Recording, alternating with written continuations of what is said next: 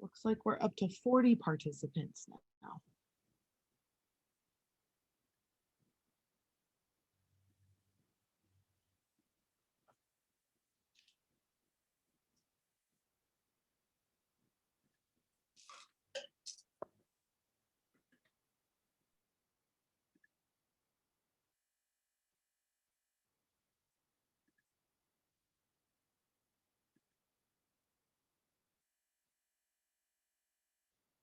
Welcome, welcome everybody. I'm just giving it a few minutes as everybody is getting in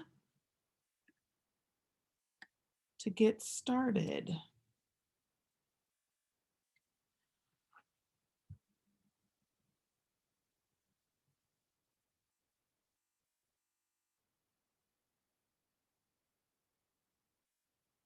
All right, we'll get started going.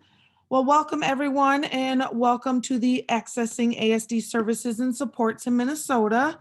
The Autism Society of Minnesota is very pleased to welcome you to this session workshop. We organized this event to help increase your awareness and access to the range of services and supports available to people with autism in Minnesota. We are grateful to the following agencies who will be presenting during this session: the Metro Educational Service Cooperative Unit of the Minnesota Department of Education, the Minnesota Department of Health, the Minnesota Department of Employment and Economic Development and Vocational Rehabilitation Services, and the Minnesota Department of Human Services. And thankfully we get lots of nice acronyms for all these services, as they can be a bit of tongue twisters. If you have any questions or comments during these sessions, please type them into the Zoom question and answer feature, the little Q&A box at the bottom of your screen. Closed captioning is also available down there by clicking on the bottom button of your Zoom window screen. The slides for this session are available on Awesome's website, ausm.org. And then direct links will be placed in the Q&A during the session. We'll place those slide links directly in, but as the sessions go through, and if any of the presenters mention anything, we will put links directly in there during that time. Thanks again for participating with us today. And now I'd like to welcome our first speakers, who are from the Minnesota Department of Education and Metro Educational Services Cooperative Unit, Tammy Childs and Aaron Farrell.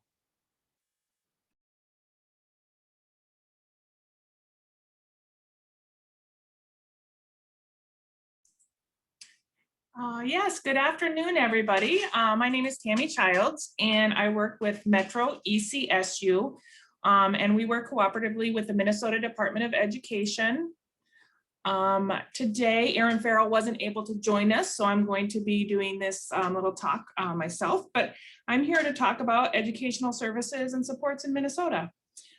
Just so everyone is aware, these are kind of the 4 mini sessions that we're going to be having today. And we were already introduced a little bit, but just wanted to let you know we're going to be spending about 30 minutes on each of these topics by each of these people. And so you can see here, I'm starting with educational services and supports. I wanted to bring up right at the onset of this, the Minnesota Autism Resource Portal, which is an amazing online resource guide that several of my colleagues are going to be going through more in depth at their session. But I just wanted to bring this up because we're going to be covering quite a bit of information today, and all this information can be found here. And it's just such an excellent resource for us to have. I think that they're going to put the link to this in the chat. Again, my colleagues are going to be reviewing this in detail, and it's a super excellent resource for parents, educators, and anyone who needs to know more about autism spectrum disorders. This document is the result of these agencies working together. Our goal is to really be able to have interagency collaboration so that people who need support in the area of ASD can go to one place, can understand the different supports that are available across the different areas. And so we've really been trying to get this out to people. Again, my colleagues will be sharing more of this. But as you look at this document, you see the blue tag that says education. That's what I'm going to be covering today in the next few minutes.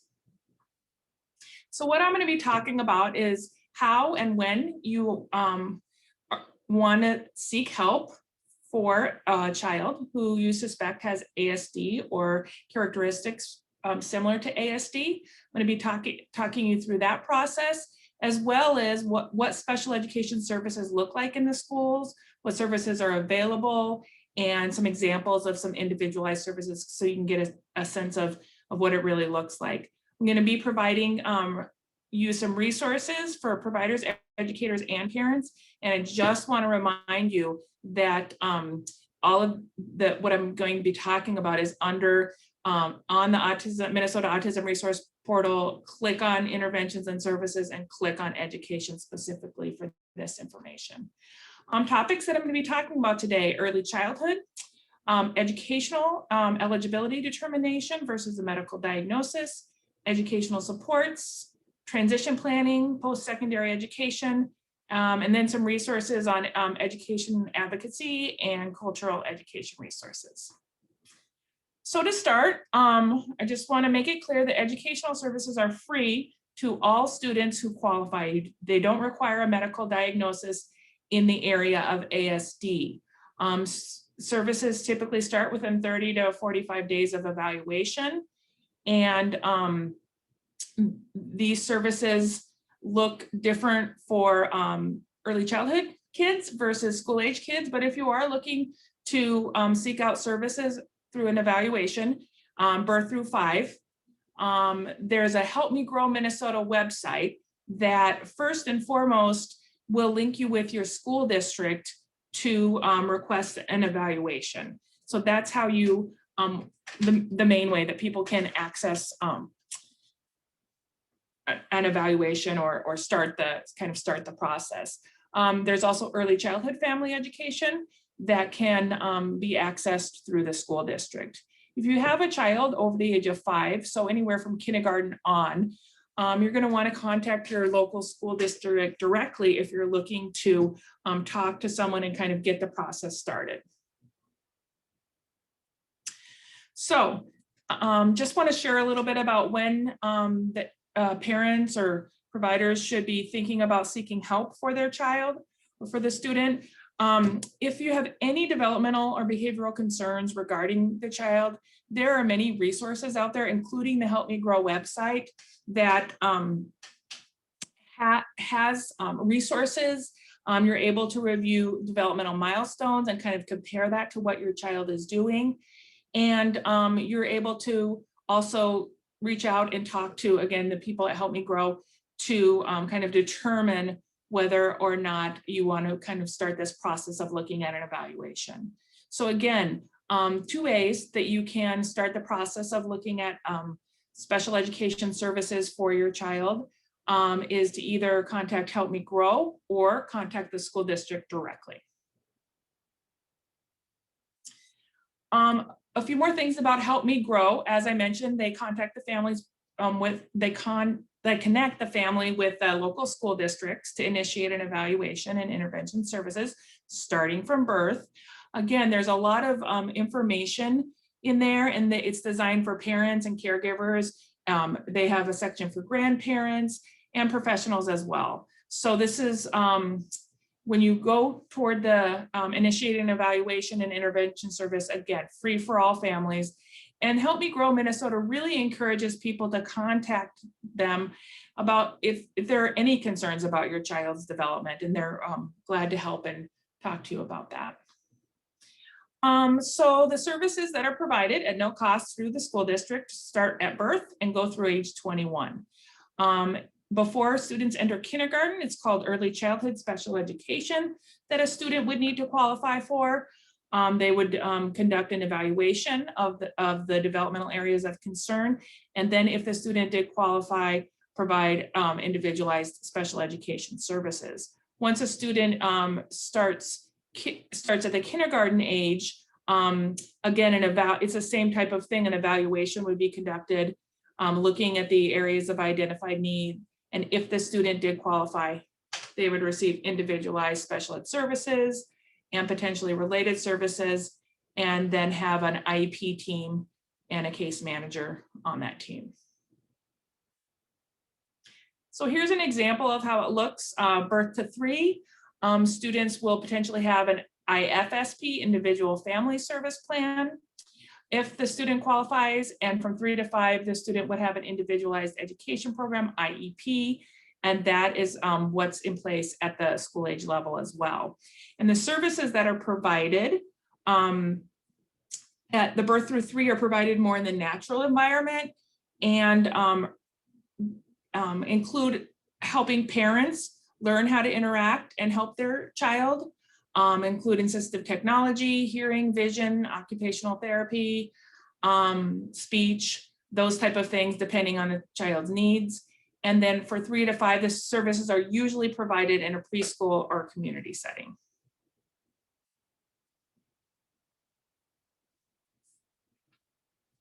So you can see here some of the services that could be included based on your child's needs in birth through 5 education. I'm not going to read through all of them, but I'll just give you a minute to look at them. And so there's many different interventions and services that are available. I'm going to briefly touch a little bit on school age educational services. I just want to talk about this real quick, and then I'll get back to it after I talk about eligibility, a little bit about eligibility and assessment. So at school age, and really across the age range birth through 21, the goal is really to provide students with a free and appropriate education in the least restrictive environment. This is actually the law, and it's also our goal. So how this looks at school age is that students should be educated in the general education environment as much as is appropriate for them. They should have access to grade level academic instruction, have access to same age non-disabled peers, again, as much as is appropriate for them. And in addition to that, the special education services need to be provided so that they can make progress on their individualized goals, which is determined by the evaluation and documented in the IEP. So I'm going to switch over to talk a little bit about how a student would qualify for special education. Educational eligibility for special education is different from a medical diagnosis of ASD. There is a category, we call it a educational category for ASD, autism spectrum disorder, but this is different than a diagnosis. So school districts and your school team will not make a diagnosis of autism spectrum disorder, but instead will determine whether or not your child is eligible under this category. There are other categories as well that students can qualify under. Students who are ages 7 and under can qualify for a category called Developmental Disability. And that qualification for that is having delays in several areas of development. And by qualifying in that area, the student can receive whatever services they need to make progress, similar to if you use the autism spectrum disorder label. The autism spectrum disorder category can be used as early as the team thinks is appropriate, but I just did want to mention that there's different ways to qualify. Also, some students with ASD or needs similar to ASD might qualify under other categories as well, such as a specific learning disability or other health impairment. One important thing to note, though, is if your child qualifies under one category, their IEP can include any area that they have a need in.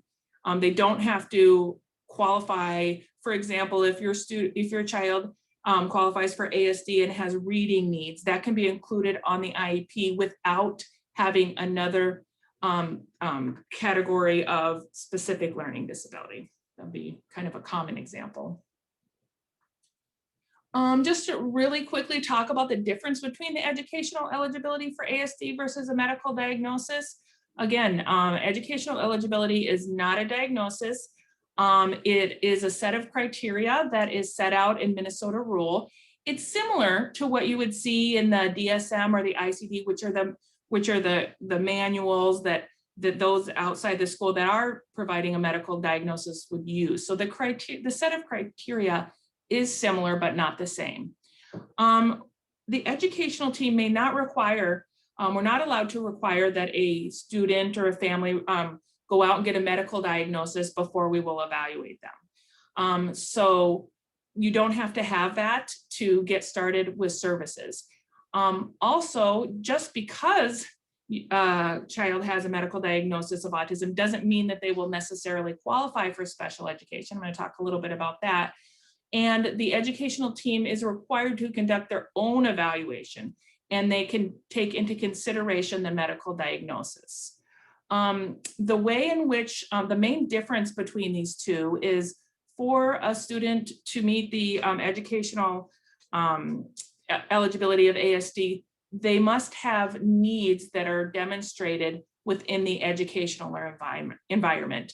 So, you know, if you have a student who a doctor is giving a medical diagnosis of ASD but doesn't have needs in the educational environment, then they wouldn't necessarily qualify for special education services.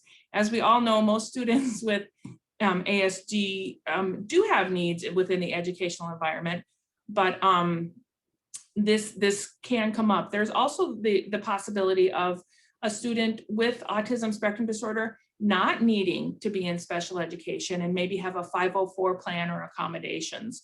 So just kind of mentioning some of the range of services that can be provided. So just to be clear, we start with a referral from the parent or an educator. And again, as a parent, you can make this referral by calling Help Me Grow Minnesota. You can talk to your school district directly. Then an evaluation is conducted, and it's determined whether or not the student is eligible for services. And if the student is eligible for services, then an IEP is written, and services are outlined and on that IEP. And then at least every 3 years, the student will have a reevaluation. So what does an effective education look like? Basically, we're identifying the supports and the services for the child based on their needs and the evaluation that was conducted. The child we really want them to be demonstrating mastery in the goals that we've outlined, and that is the job of the IEP team and the educators. The family is very important as members of the IEP team. The parent is a member of the IEP team and has a say and should be there, and alongside the educators to help determine the plan and to make sure the educational needs of their child is being met. It's very important for parents to have a voice in this process, obviously. And then it's important that behavior and skills are effectively taught using evidence-based practices. That's the goal. So if we go back and look at what it kind of looks like in school age, and this is not all of the federal settings, but these are the main federal settings for school age. And I'm just going to kind of describe to you what these are. And this is something that, again, the IEP team would determine based on the student's individualized needs. So federal setting 1 is where students receive special ed services outside the regular ed classroom less than 21% of the day. So they're in their general ed classroom much of the day. Federal setting 2 is when they receive services outside the regular ed classroom from 21 to 60% of the day. And federal setting 3 is when they're outside of the general ed classroom more than 60% of the day, with federal setting 4 being actually a separate learning educational facility. So these would be students that would need a significant amount of support, and the IEP team would determine that they needed a specialized placement.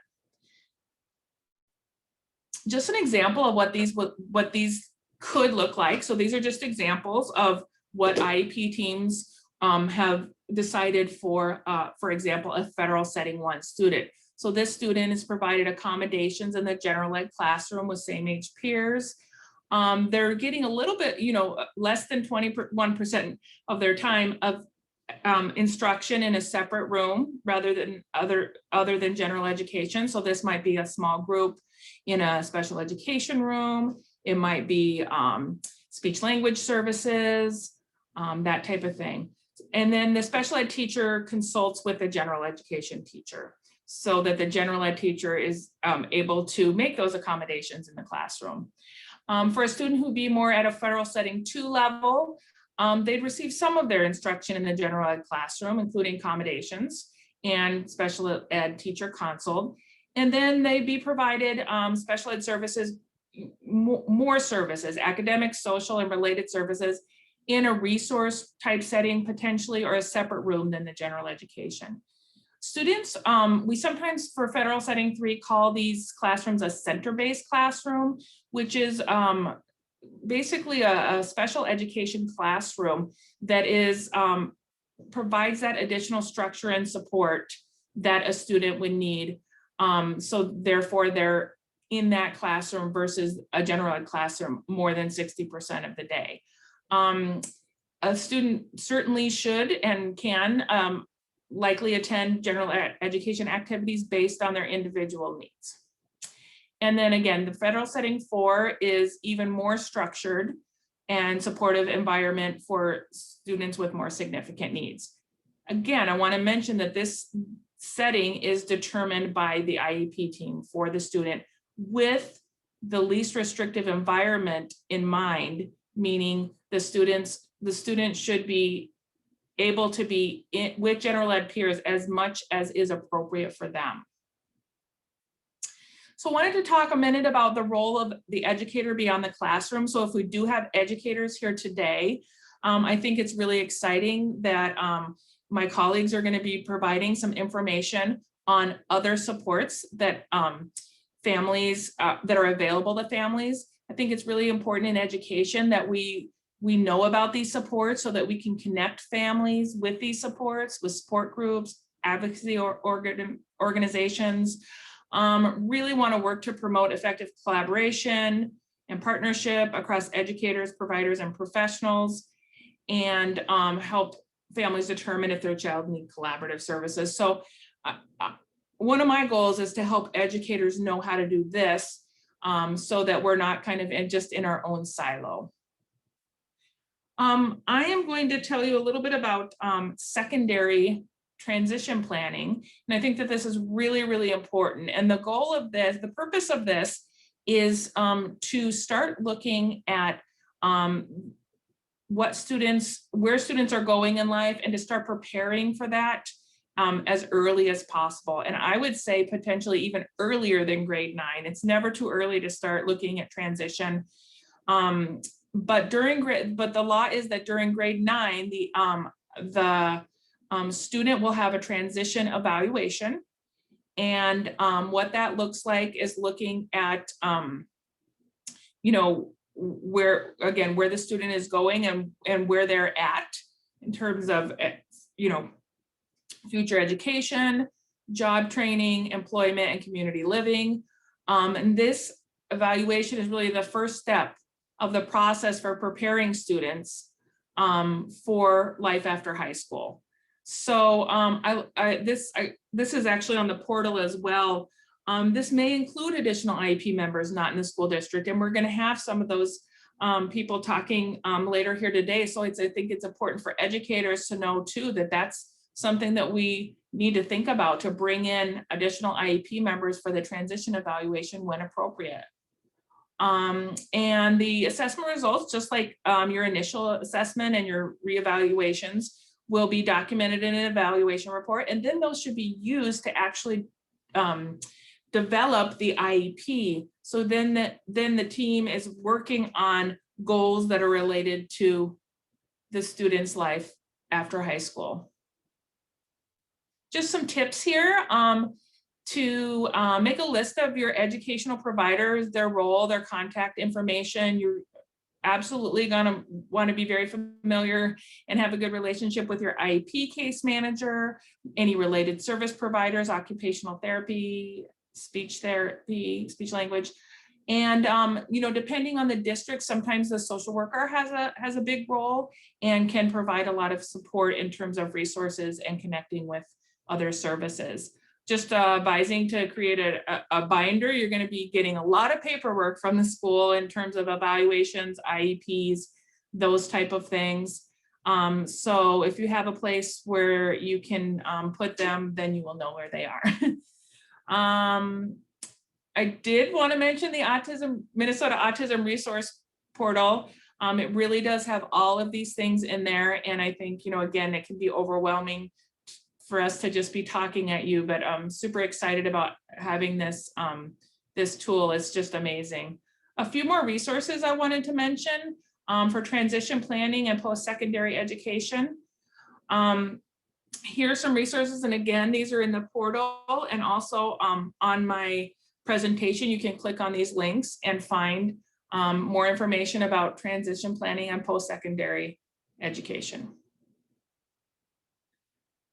Here are some of the post-secondary program options that we have here in Minnesota.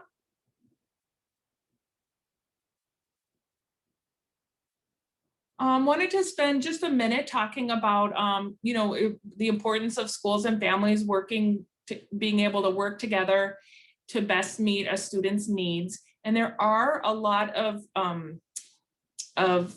different ways that we have put into place in Minnesota that can help this process if there are problems or disagreements or just not seeing things in the same way.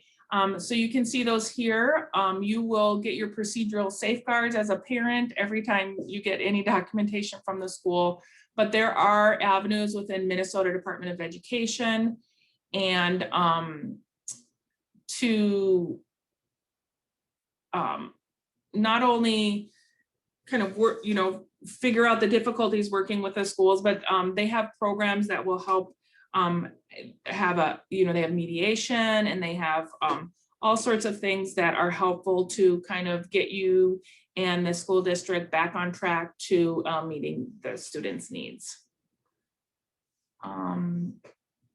Additional resources. I know that a lot of people PACER works very closely with a lot of students and families that have autism spectrum disorder, and always a good support and advocate. You can see here ARC, and then there are other supports. So there we go. A little bit, I just wanted to put this in here, the cultural education programs that are available in Minnesota. And again, PACER does offer those services. And there are a number of different programs. Wanted to make sure that everyone was aware of what is available. Again, these are in the portal. Here's some websites for more information about education, in particular, the website for Minnesota Department of Education, specifically for ASD, the Minnesota Low Incidence Project site for ASD. So that is actually the site that I work with. So it's related to the Department of Education, but we have our own site primarily for educators. And we've also added a site for distance learning where there are some really good distance learning tools. There's some information about assessment during distance learning. So that might be a good one for educators and parents as well. And that is about all I have today. So if there are any questions, I'd be glad to take them at this time. Thank you, Tammy. We don't currently have any questions, but as we transition into the second part of this workshop, a reminder to everyone, if you do have questions for our presenters, find the Zoom toolbar and look for the small Q&A button. And if you open that, that's how you can enter and ask questions or comments, etc. But thank you again, Tammy. And up next, we are going to hear from Elise Holmes from the Minnesota Department of Health. And so give us just a moment to get our screen switched over and we'll get going here with the next presenter.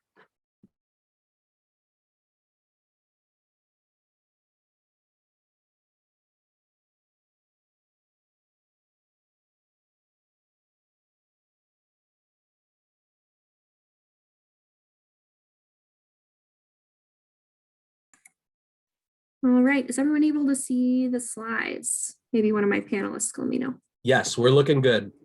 Awesome. Well, hello everyone. As mentioned, my name's Elise Holmes. I work with the Minnesota Department of Health, and unlike a lot of my colleagues, public health is sort of this ethereal state agency that doesn't always interact directly with people in terms of the programs that we offer, but sometimes they're doing a lot of background work. So some of the presentation today, I'm just going to tell you about some of the background work that's happening in ways that if you're interested, you can plug into. And then also going to give some just sort of broader context in terms of programs that you may interact with. So we'll just get started. All right, so as I mentioned, kind of a broader understanding of autism, health, and the medical model. A little bit about what MDH is doing related to autism, and then we'll finish with some key takeaways.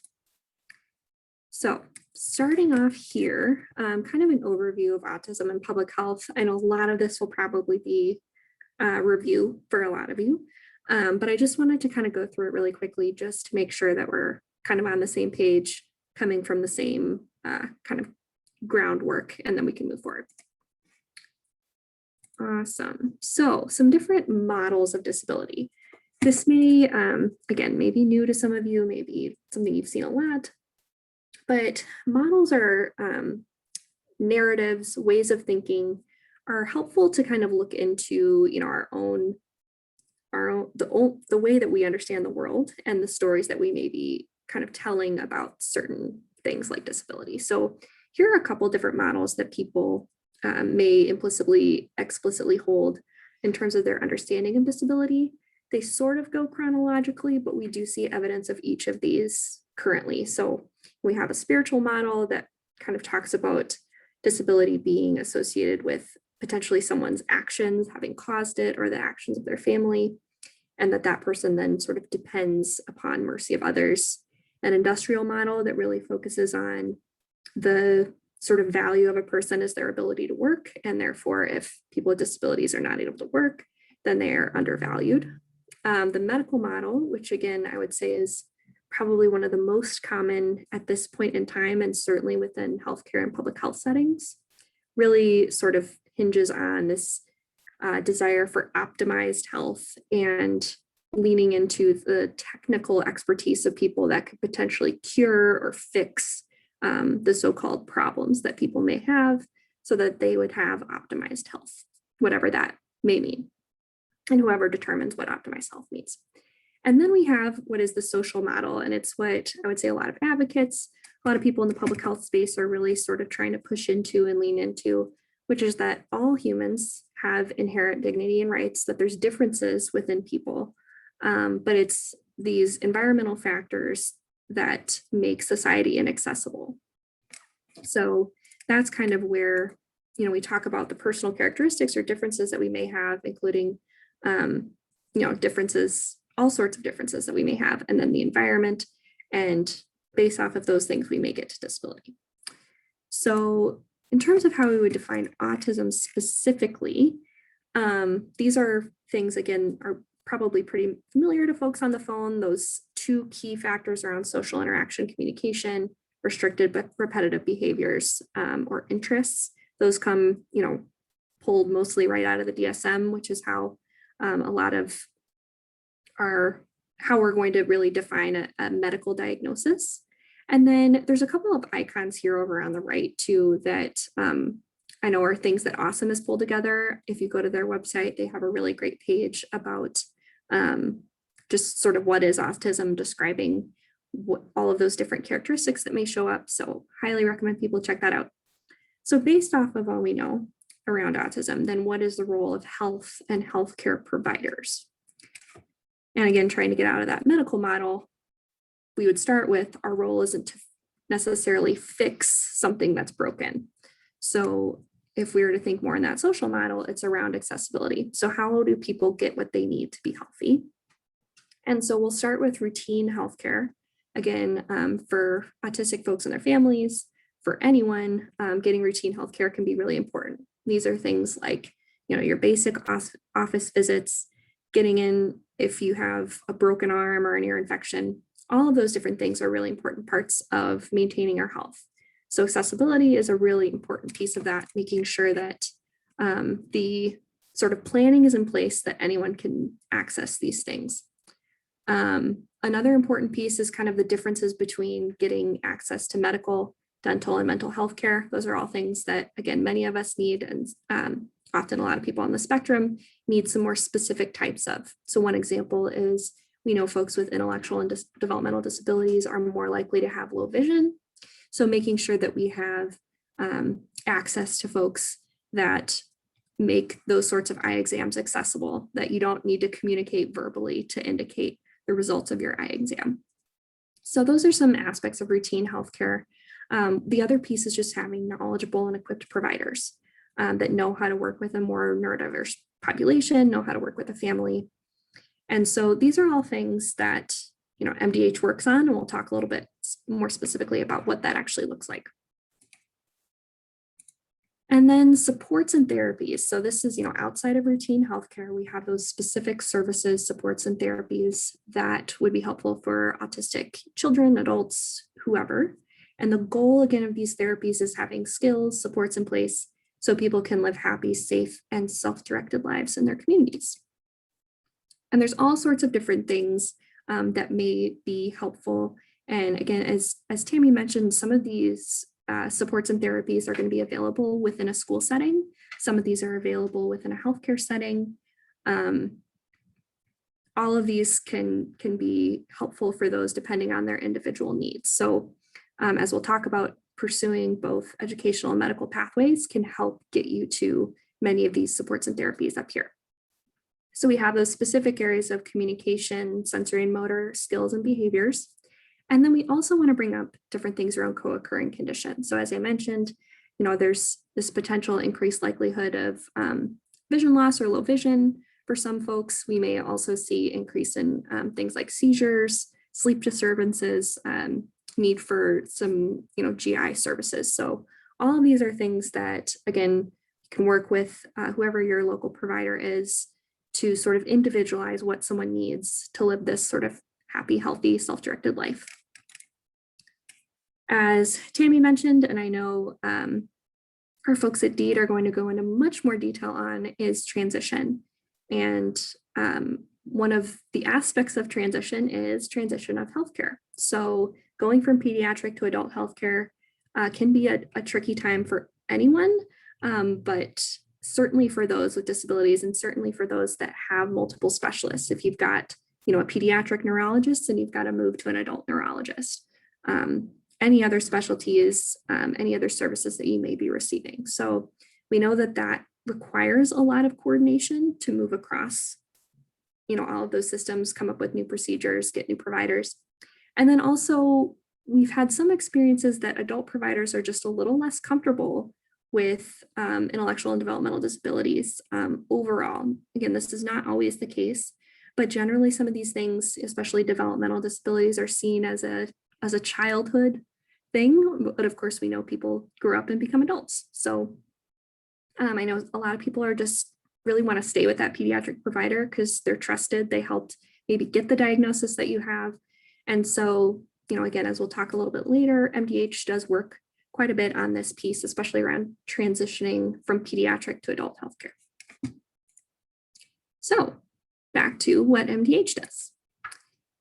So again, setting a little bit of groundwork, public health is a special place to work in that, again, we don't provide a lot of really specific programming, although we do provide some, but there's sort of this range of services that we do provide that's a bit more general. So one is this building capacity of communities. A lot of this looks like grants and projects out in the community, a lot around understanding prevalence and trends, collect quite a lot of data and report out on that. Identifying and addressing inequities, that's certainly a piece of understanding prevalence and trends. It also connects back into that building capacity in communities, knowing what communities are experiencing and how we can support them. Sharing trustworthy health information, that one's pretty self-explainable.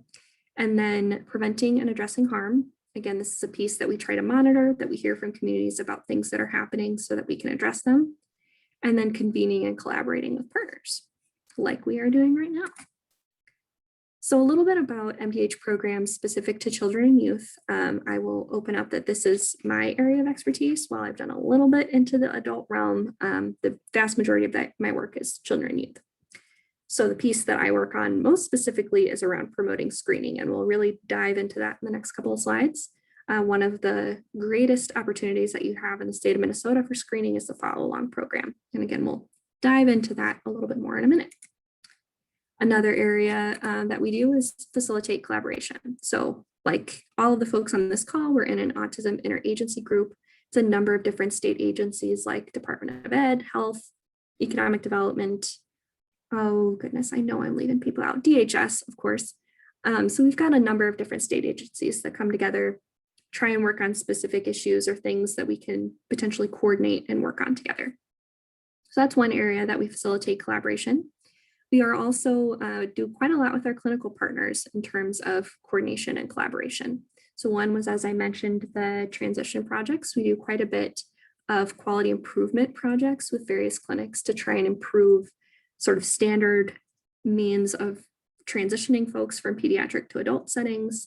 We have a care coordinators community of practice, and that's an sort of open venue learning community for anyone that's a pediatric care coordinator. And there are regular meetings, there's different topics that they present on, people can share resources. That's another area we try and bring people together, train on certain things that people might want more information on. Supporting families is really important. As we know, children need support, but children come in units and come with other people and adults around them. So supporting the family as a whole unit is incredibly important. Part of what we do there is family support grants. We do some of those for larger agencies that then provide additional supports. And then we also do some capacity building with smaller community organizations. And then special projects. So, above are kind of the things that we're doing all the time, things we're always working on. And then occasionally we have opportunities to look into a specific issue or work on a specific topic. A few years ago, we were able to work with the U to develop these multicultural delegates that did autism navigation for families with different language and cultural backgrounds. While, again, that was a time-sensitive sort of grant project, we were able to get some of those folks into other jobs, places that were more permanent so that they're still able to maintain that work even when the project is over. So back to screening. Screening itself is it's an odd thing to just think about more broadly, but it's something that we do for child development. We also do it for lots of other things. A lot of folks probably more in the adult healthcare realm are familiar with a screen that you might complete when you show up in a doctor's office, potentially around your mental health, even screenings around whether you have food access at home, various things like that, where it's basically a checklist, things that you can kind of quickly check off. It doesn't tell you everything you need to know, but it could potentially put a red flag that someone needs to follow up on something. So in terms of developmental social emotional screening, especially in early childhood, we think of it as this simple tool just to answer some basic questions about how a child is growing and developing. And there's a couple of different areas of it. It asks about communication, fine and gross motor skills, personal social interactions, and problem solving. So, and part of it is as you're going through these various screening instruments, it also kind of helps back and forth check with the parent in terms of like, oh yeah, have I noticed if my child's doing this or not? So it's a little bit of a kind of a teaching moment too for some folks. And it's important to notice that a screen or conducting screening does not diagnose or label a child. It's really just kind of getting a broader overview. Are there things that we need to look into more carefully? So one of the best opportunities in the state of Minnesota to get free regular screening in early childhood is our follow-along program. Again, it is free, which is one of my favorite things. I'll put the link to enroll on in the chat soon when I finish up. I was not quick enough to get that in there already, but I will certainly add that soon. But it's easy to just enroll online. You can also, if any of you on the call here work with families, you can refer families in and directly enroll them that way, and it will send them information. But It's a really great program. It's available in 80 out of our 87 counties, so pretty broad coverage within the state. And it helps families with tracking child development from birth to 3. A few of those counties also do birth to 5. So depending on the county, they may work with you until age 5. And what they do, after you enroll, they'll start sending you these screening instruments at different intervals. So the first one starts at 4 months of age. Then we kind of go off, every few months, and then kind of yearly or twice a year after, the first year or so. And those screens, you get to fill them out, send them back. Some folks are able to do that electronically via email. Some of them are doing it via snail mail. But once you send those back, a local public health nurse will review them, can get back in touch with you if there's, anything that's marked on there, or even if you say, all of these look fine, but you put a concern on the bottom, they ask, do you have any concerns? If you write anything, they will give you a call and kind of walk through that with you. So it's really great. You also get handouts and activities to work on with your child that are sort of age appropriate for wherever they're at, which everyone loves that sort of stuff. Sometimes they get free books. And then if you do end up needing any sort of referral for services, or if you need help potentially looking for an evaluation, local public health nurses are also, available to call and kind of help walk you through some of those steps. So cannot recommend this program enough. It's wonderful. And luckily though, even if you aren't enrolled in that program, there are a number of other places that screening takes place in Minnesota. So one of the ones most people are encountering is through their primary care provider, like their pediatrician or family practice doctor. Schools and childcare will also conduct screening at some sort of interval. Local public health, if you're involved in any other local public health programs, you may be participating in some sort of screening. And then we'll also see screening in child protection. So the screening sort of instruments, as well as the intervals that they happen, depending on whether you're interested in this, basically you can kind of see here about the typical intervals, but again, there are screens that happen more often. We have more specific autism screening that happens at 18 and 24 months as by the American Academy of Pediatrics guidelines. And most of the instruments that we use kind of generally for screening are called the ASQ3 and ASQSE. And again, they ask general questions about development. I'll note here, as you kind of look at the age range that we have for screening, one of the most important things that screening is able to provide is that it's quick and it's fast, and we can do it early and often. This is because we, as much as possible, want to identify kids early, especially for things like autism, but certainly for many of other things that screeners can pick up. When we identify kids early, we can hopefully evaluate them early, get them early services and support that can help them longer term. These are all important parts of hopefully that longer term health and well-being. We want to try and do these things as early as possible. Unfortunately, we still see a lot of wait and see, especially with the screening. Something pops up, let's wait until that happens at 9 months. Let's wait until 18 months. Something's still there. Well, let's wait until 24 months. And as much as possible, we really push, all right, something comes up on a screen, there's nothing wrong with taking a look into it. And we really encourage people to do that as early as possible so they can get help and get supports and services as early as possible. Now we have diagnosis and evaluation. So again, as we mentioned, the screen itself is not going to provide any sort of diagnosis. But after something maybe is picked up in a screen, or even outside of a screen, if you have some sorts of you're noticing some sort of differences, areas that your child, you kind of want to have that more in-depth evaluation, then we would look into doing that in both medical and educational pathways. So Tammy already mentioned, some of the importance of going down both of those roads, that to get those educational services, you're going to want to go down the educational pathway.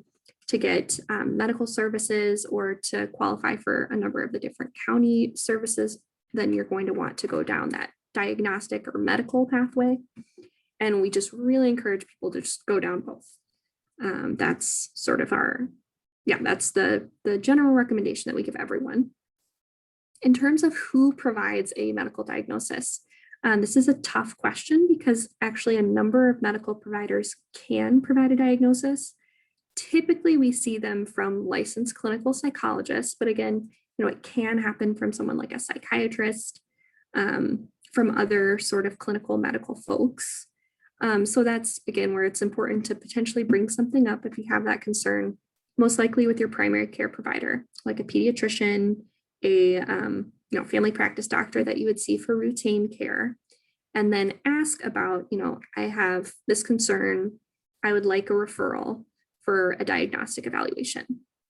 And you can ask that specifically if you want. And then, the other thing that you can do as well, and again, it kind of depends on your insurance, different things, but you can also work with these providers like a clinical psychologist or others that are able to provide these diagnoses and sort of self-refer. So call into that office and say, we're requesting a diagnostic evaluation. We have, we're seeing these sorts of things that may be autism or maybe something similar, and we would like this evaluation. I believe my colleagues over at DHS are going to talk quite a bit more about eligibility for EIDBI, but one of the kind of important pieces of that is getting a comprehensive multidisciplinary evaluation, which is a CMDE. And those providers, again, you can sort of search online for them. There's a resource. You just type in the zip code that you're in, and you can find these specific providers. And those folks will be able to work with you to potentially provide a diagnosis, but at least an evaluation and an assessment. Now, that's sort of our general area in terms of getting a diagnosis or getting a diagnostic assessment, comprehensive multidisciplinary evaluation. Now, kind of on the other realm here, we also have this detailed medical evaluation. And I like to separate those two things because I think, occasionally that you can lump them together. Occasionally you're seeing this licensed clinical psychologist, you're seeing all the medical folks all at once. Sometimes we're drawing them out and making them two separate things. And it sort of depends on the needs of the family, what you're looking for. But we like to pull these out separately sometimes. And that's because typically with these CMDE providers, with some of the licensed clinical psychologists, you tend to be able to get in a little quicker. And I say that because these detailed medical evaluations sometimes have a longer wait list. So seeing someone like a developmental pediatrician, a neurologist, some gastrointestinal specialists, and we have a lot of great clinics even within the state of Minnesota that you make that appointment for whatever the clinic is, and they'll set you up with all of these different specialists to do a really comprehensive medical evaluation. And those are really, really helpful in terms of learning about those specific needs, potentially about some of those co-occurring conditions that may be happening, where you can get treatments, services, supports in a more detailed level. But as I mentioned, because all of those providers are so specialized, it may be tougher to see them quickly. So we really recommend potentially seeking out this CMDE or a psychological evaluation, having this medical evaluation separate. And I'm sure folks may have questions about that we can potentially answer later. Other Mdh programs, I just sort of throw these up on the list to point out that there are things outside of the realm of childhood that we also do around autism that sort of meet these needs about health equity, injury and violence prevention, some of the broader projects we do. So again, if there are areas across Mdh that you need connections to or are interested in, our website has tons of information, and I could also potentially connect you with people you want to connect with. I'll have my email on the end here. And it can't be a public health presentation in this era without talking about COVID a little bit. So as I'm sure many of you are personally and professionally acquainted, that certainly over the last year, access to services and supports has been really difficult in home, community, educational, congregate care environments. We've had some really interesting opportunities and challenges with telehealth. And there's been a lot of kind of talk and concern about rationing of care, what we do in emergencies generally with folks with disabilities, and particularly people with autism and autistic people. So that's been one area that folks with AWESOME, with Disability Law Center, with a number of different organizations have been laying some great groundwork in terms of the importance of kind of the rights of individuals with disabilities. And then accessibility in all of these features has been a really important piece of the puzzle. One of them I wanted to bring up just because, and this isn't in my slides online, but again, once I finish up here, I'm going to throw all this information into into the chat box. But as of like 2 days ago, there's been an exciting change in some of our vaccine information. So as many of you may know, if you are looking for a COVID-19 vaccination, the Minnesota State Fairgrounds in St. Paul is an available site. As of today, they have thousands of open appointments, according to one of my colleagues. So there are many appointments that you can sign up for. And some things to know about it. One is that it's ideal if you sign up for an appointment because then you don't wait in line, but it is open to folks to just show up too. You don't have to have an appointment. There is a drive-through option that we're really promoting as, for many, a more sensory-friendly option, just because you can stay in your car, you just kind of drive up and drive through, you can control your own environment a little bit better, and that works well for a lot of our families of individuals with autism and autistic people. So that drive-through option is great. It is open for up until 2 days ago. It's only open to folks within qualifying zip codes. So it's mostly folks in the metro area. And if you click on that link down there, it'll say the exact zip codes that are open right now. But as of 2 days ago, anyone with a disability is eligible to go to this website. So even if you're in greater Minnesota, even if you're outside of those zip codes, you are eligible to go to this site. There are accessibility coordinators at the site that can help if you need any sort of interpreters, if you have any mobility limitations that you need to get around, those people are on site. And if you want to make those appointments or if you need any sort of assistance, the Minnesota Center for Independent Living Centers, for the SILs, they have folks that can help set up appointments. They can help you set up some sort of accessibility features or accommodations that you may need. So you can give them a call, they can help you. And then the vaccine connector, you can also give them a call, or you can go to that link online. So for anyone looking, hopefully this is a helpful resource for you. And then I'll end with a few little takeaways. We talked a little bit about the medical model. Hopefully folks are kind of seeing there's a lot of different ways to think about this, especially in a healthcare space. Early access to diagnosis and supports is incredibly important. And as much as, I can beat the drum here is if there's any sort of concern, anything that looks a little bit different, anything that you just think, I think my child or someone I love could really benefit from a closer look or some supports and services. We really just emphasize trying to get in there as early as possible. And then just that there's a lot of difficulties and barriers and blocks in the road to trying to get things for people so that they're accessible and meet their needs. And we're hopefully making a lot of progress. I think especially over the last couple of years, we have made quite a lot. And I am here and available to hear about how things are going, and generally very responsive to email, but I'm also doing a little bit of pandemic response, so I may be a little slow. But I will get back to you for anyone that emails me, has questions specifically around early childhood screening, since that's sort of my key area. But it was great to speak with you all, and I'll look forward to hearing any sort of questions from you once we're wrapping up or via my email. Thank you so much, Elise. There are a couple of questions in the Q&A if you want to look at those. To stay on schedule, we'll transition here to our third section, but I'm interested to see your response and what you have to say for those questions. So thank you again, and give us a minute here. We're going to transition next to Alyssa Klein, who's going to talk about services through both DEED and VRS. So give us just a moment and we will switch over for our third section.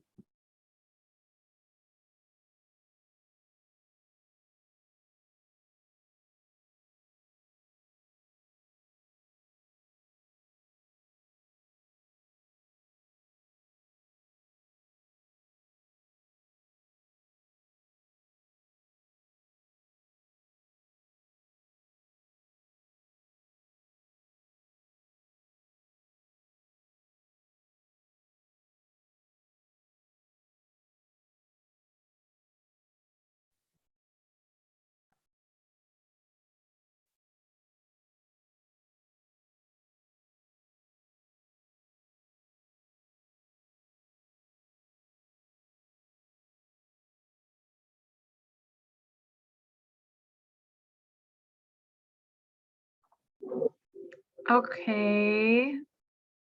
Can somebody tell me, are you seeing the Yep, slide? we see your slides, and we can see you and we can hear you. Okay, well, I was trying to get it set up so I could show the video. We'll see when I get there if we can figure that out, but okay. Hi, everybody. My name is Elise Klein, and I work with the Vocational Rehabilitation Services. We are a division of the Minnesota Department of Employment and Economic Development. And I'm here to talk a little bit about our services, our student career services. So what is Vocational Rehabilitation Services? We are a state program that joins with all schools across the whole state to have career services available to students with disabilities. We're also a partner in the Minnesota Career Force system. In Career Force, there's over 50 locations across the state. They're open to the public to get supports needed for either finding a job or for employers to find workforce needs, find employees. Of course, many of them have been closed due to the pandemic, but there's a lot of resources online that are available. We're linked here in this slide, and I'll make sure you get the link to Career Force. So you can Google Career Force MN and find that. The thing to know is I'm talking today about services for high school students, but we serve individuals as early as age 14 all the way through retirement. So we're a program that is both a federal and state program that serves people of all ages that have a disability and need supports in order to work.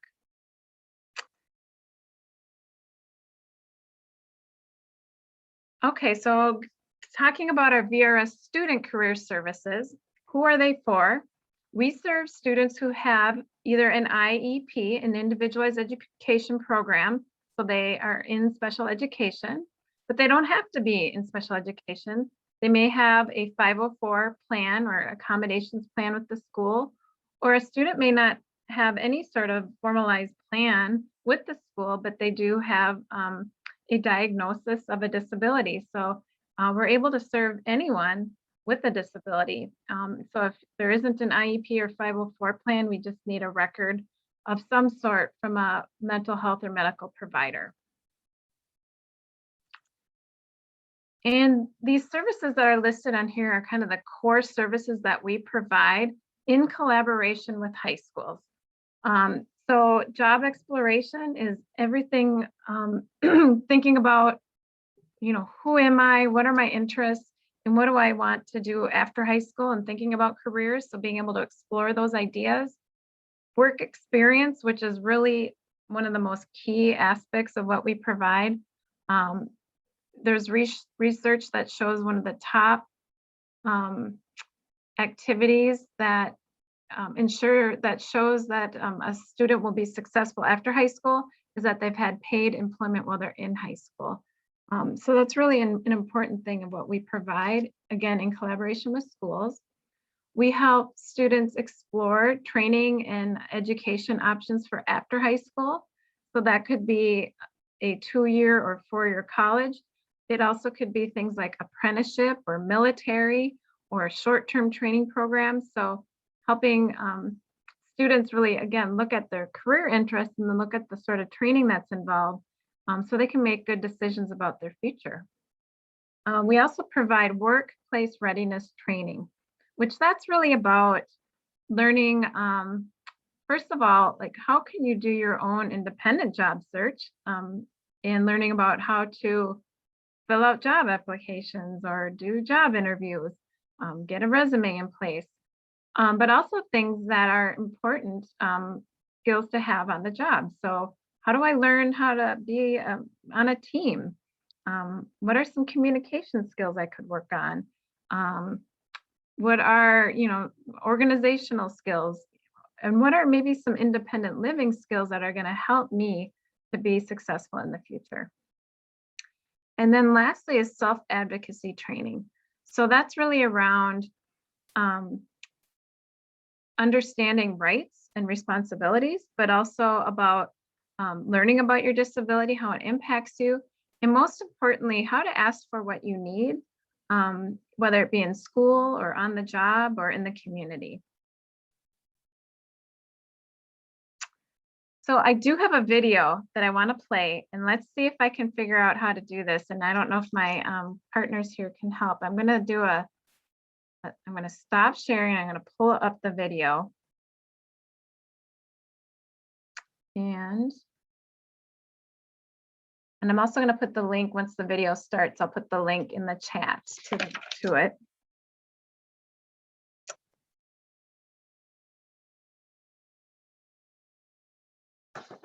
Okay.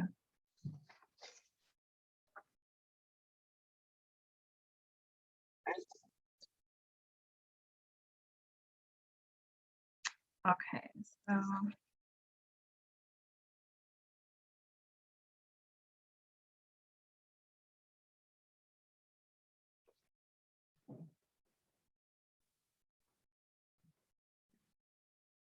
So. Yep, we can see it. Now I just have to make sure I get the video or the audio. So just help me with that real quick. Let's see. Would it be under? When you hit share, did you click those two buttons? I didn't see buttons. That's where I'm having issues. Okay. I'm sorry. Click new share or screen share. And then when you select the screen you're sharing, down in the lower left-hand corner. Oh, share sound. There, yep. I see it. Click both of those and then you should be good. Okay, sorry everybody. Bear with me. And then just let me know if you're not hearing it then.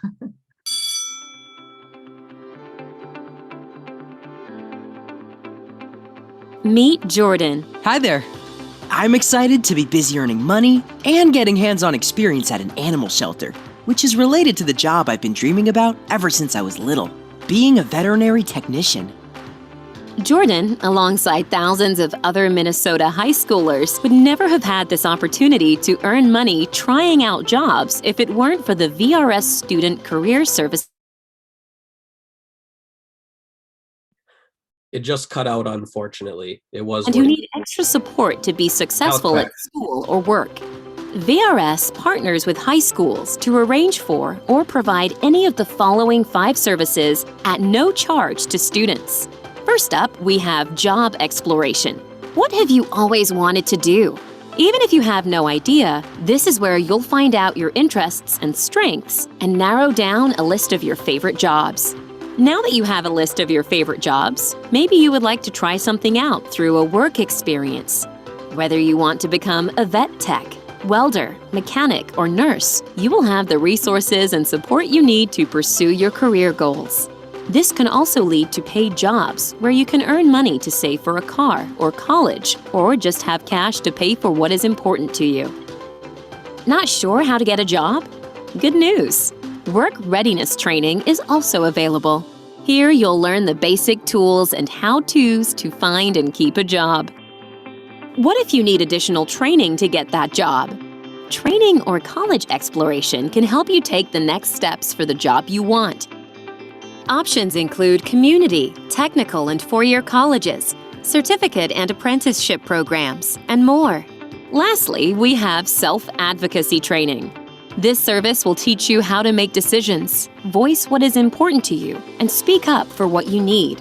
VRS has student career services available across the state. You can find the VRS staff that serves your school by going to mn.gov/deed/VRS-students. With the guidance I got from VRS, I was able to decide the right services for me. Now, I'm earning money and preparing for college at the same time. Check it out. VRS Student Career Services might be able to help you too.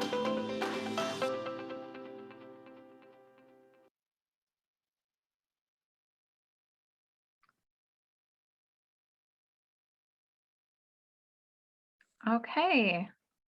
So I just Welcome to April 20th, gotta turn 2000. turn that off. Okay, now I got to go back to my PowerPoint. Sorry about that. Okay, so that just gave you a little bit more of a visual look at our services. So we provide services while the student is in high school, but there's additional supports that we also provide. So thinking about, after graduation, there's a lot of supports that we can provide then. So it could be support for post-secondary education and training programs. It could be help in finding a job after high school. Also thinking about things that will help a person with keeping a job. So thinking about accommodations or supports on the job, could be coaching and other things that will help with keeping a job. So can be very comprehensive that way. We have at least 2 staff that serve every school in the state. And I said I'd put some links in the chat. I'm going to have to do it once I'm done, because when I tried to do it before, that's when I ended up stopping the video. So I can't do 2 things at once, obviously. So once I am done speaking today, I'll put links in the chat as well for all these things. But we have 2 staff that serve every school in the state, and you can find it online at the link that we have there. And then if you're an adult and you're not in school anymore, you can contact our nearest office to request more information or to be able to apply for services. So I just wanted to move into just thinking about preparing students for the world of transition. So transition, going from high school to the world of adulthood. And I just recently read this book, and maybe many of you have read it as well. Uniquely Human by Dr. Barry Prezant, came out in 2015. What I loved about this book was that it was positive, reassuring, and empowering, and also because it was just common sense, and supported the fact that it doesn't necessarily take complicated therapies to support a person with autism, and that it takes the right people getting to know a person for who they are and asking the why behind a child's behavior, and to understand their experience and perspective versus a focus on fixing their deficits. So Elise said this in her presentation, that we really want to align more with a social model of disability versus that medical model. And I think that this book really helps think about that. So there are a few things that I took that really directly relate to transition and what we help support through VRS. And the first is community experiences. And I took some direct quotes from the book. So one of his quotes on page 224 was, "The best thing parents and educators can do for a child with autism is to get the child out in the world with appropriate support." And as I said earlier, one of the most important things with those services that we provide relate to work experience.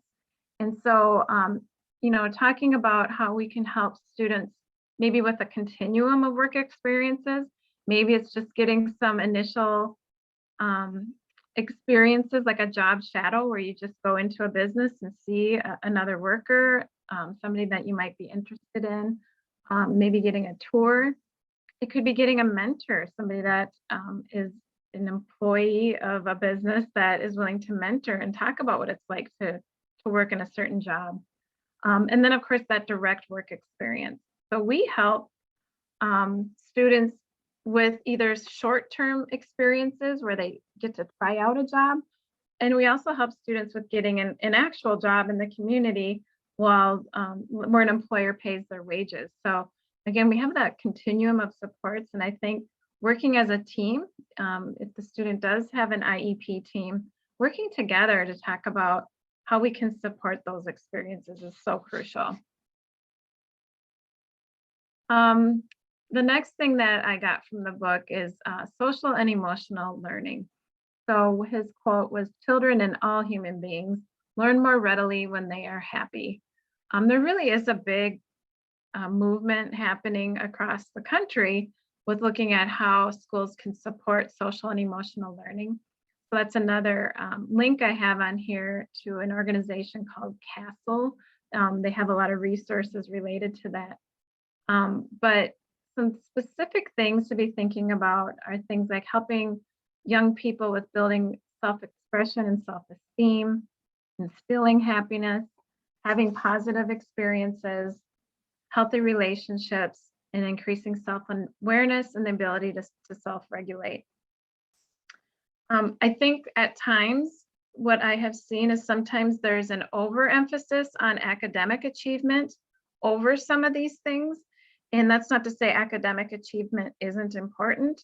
However, as like Dr. Prezant said in this book, we all retain information more effectively when we feel positive emotion. So it's really important that, if academic environments and the academic achievement is stressful for young people, maybe we can build in some of these other more positive experiences that will actually in the end help them in the long run be happy and actually help build those skills for employment and things for after high school. And then lastly, self-advocacy, and I mentioned that earlier, that's a key piece that we focus on.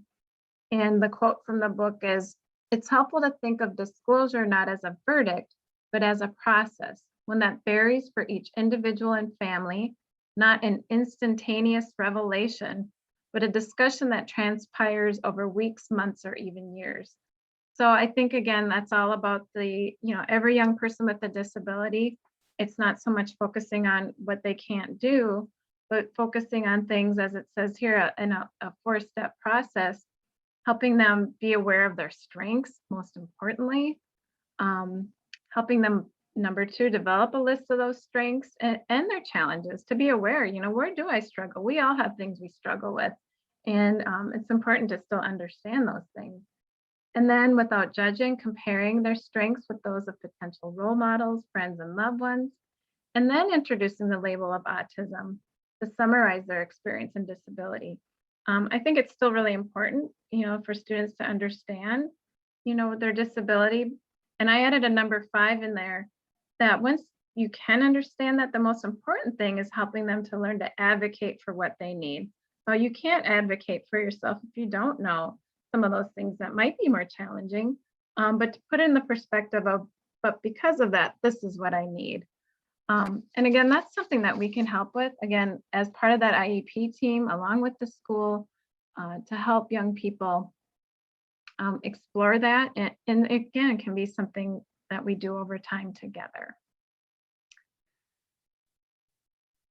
So I actually went really quickly through this.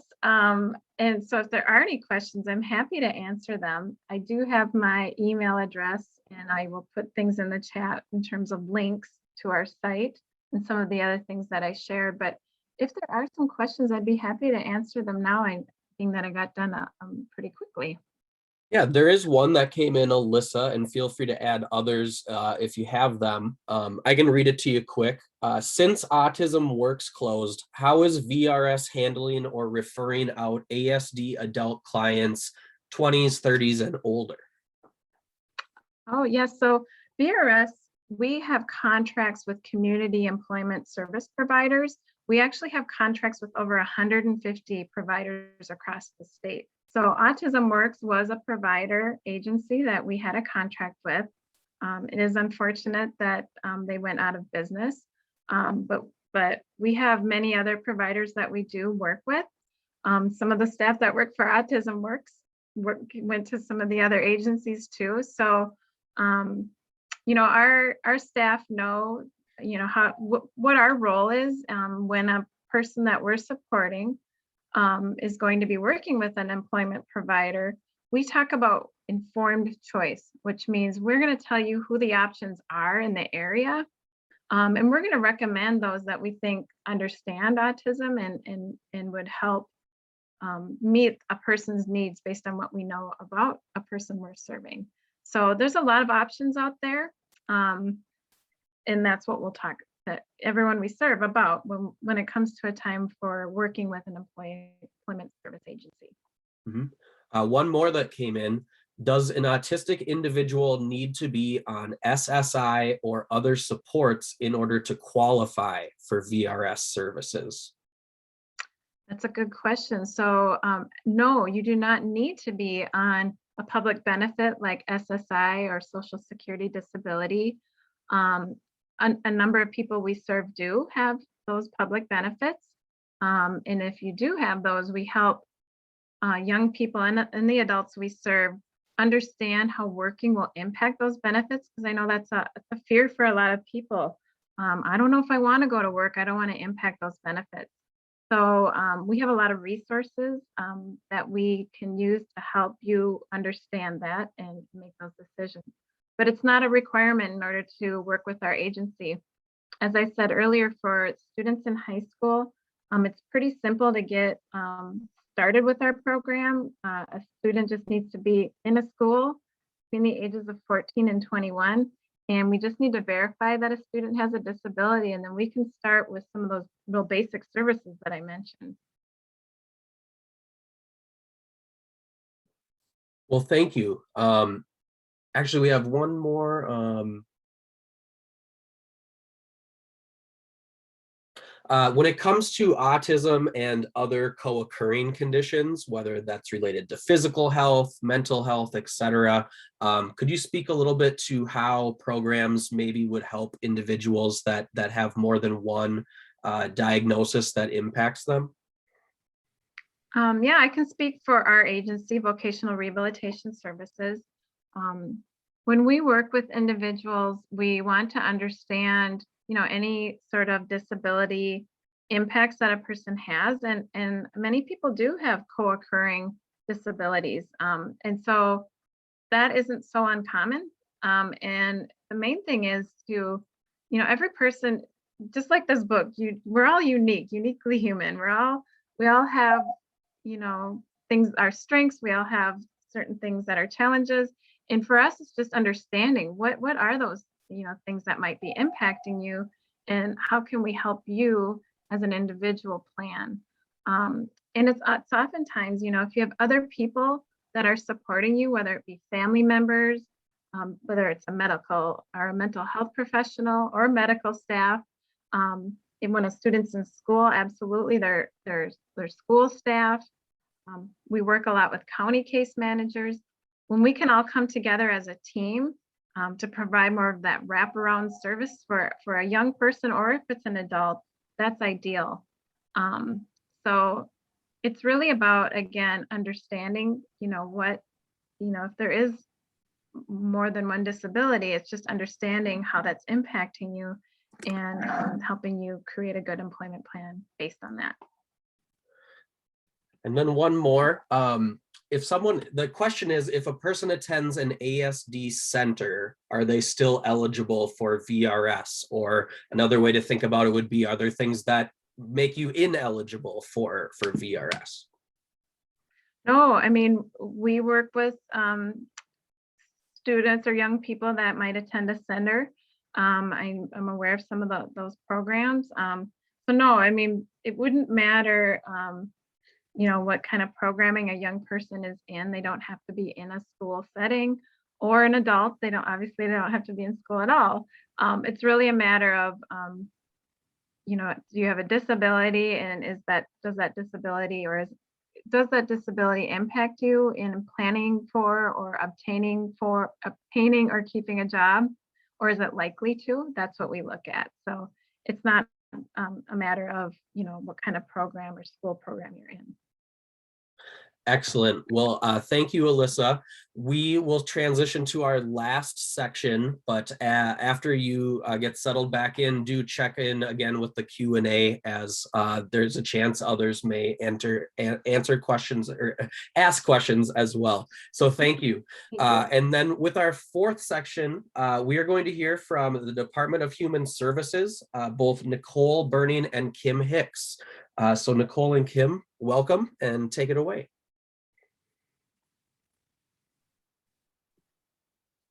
Hi, so I'm trying to get my screen to share, so patience with me. Sorry about that. Thank you all so much for coming. If one of my other presenters could just give me a thumbs up that you can hear me and see the screen. I always worry a little bit about technical issues. So we're going to cover a wide variety of services and supports that are available through DHS. We're going to focus a lot on the Autism Resource Portal and the resources that are there, because we know that the best way to support people is to give them the resources they need so they can find what they're looking for. So like Tammy shared, the Autism Resource Portal is a complete resource guide. It was created using information from parents, advocates, professionals, individuals with autism. Lots of folks were involved in the process. And one of the coolest things that was created was the pathway to services and supports. So on the website, you can see right here where it says pathways to services and supports. If you click on that, you will get to the main site that they are going to include in the chat, I believe, that will take you to the pathways. I'd like to show you the documents in full if you guys can see them, but you can also look at them on your own screen.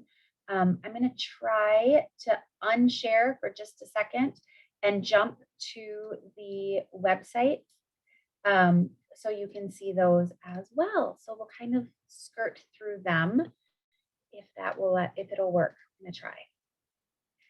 So on the first pathway document, when you click on it, when you click here, you're going to come to this page, and this page just has a lot of those documents on it. And so when we look at the first steps document, which was in our PowerPoint, the first steps document talks about all of those different developmental milestones and things to maybe think about or consider. And also those programs that were referenced in the presentation that both Elise and Tammy did are on here. And you can actually, the links are all live, so you can click on those links and get to all of those programs as well. And then this document is also translated into Hmong, Somali, and Spanish. We are hoping to get more translations. We're just slowly working on those, but we do have those three at this time. We'll go back to sharing the screen. So as you can see, that document that we talked about is on there here. And then we have the next steps document, which is also on that website where I showed you. And just like the first steps document, all of these links are also live in that document as well. So we'll talk a little bit about all the different things that are on here, but I want to make it clear that going to that website and opening the document will give you all the links, so you don't have to scramble to try to write them all down as we go through it. So the next steps document really talks about, now you have a diagnosis of autism, what kind of services and supports might be helpful. And I want to be really clear that there's no one size fits all. It really is based on the individual needs of the person, whether that be a child, if we're talking about those education or those early intervention services, or an adult, and we're talking about those long-term services, supports, or other supports. We really want to focus on the individual person. And so this one was created to look at children who are recently diagnosed. When we talk about the next stage document, the adulthood document, we'll talk about some adult supports as well. So when a child is recently diagnosed, we always want to make sure that families feel like they have access to appropriate health care. And so we talk a little bit about the MNsure website and the TEFRA option. The TEFRA option is an opportunity in Minnesota if you do not qualify for Minnesota Medicaid based on income to qualify for MA based on your child's disability status and needs. So TEFRA does have potentially a parental fee, but we've included the link to that as well here, so you can calculate that if that is a need for your family. When you're calculating your parental fee, something to be mindful of is that it looks at adjusted gross income, and adjusted gross income is not the typical income threshold for other programs. So it's not gross, it's not net, it's the adjusted gross income on your taxes. And so I always encourage people before they get onto the website to pull their last year taxes so they make sure they put in the right number. I was always surprised at the difference.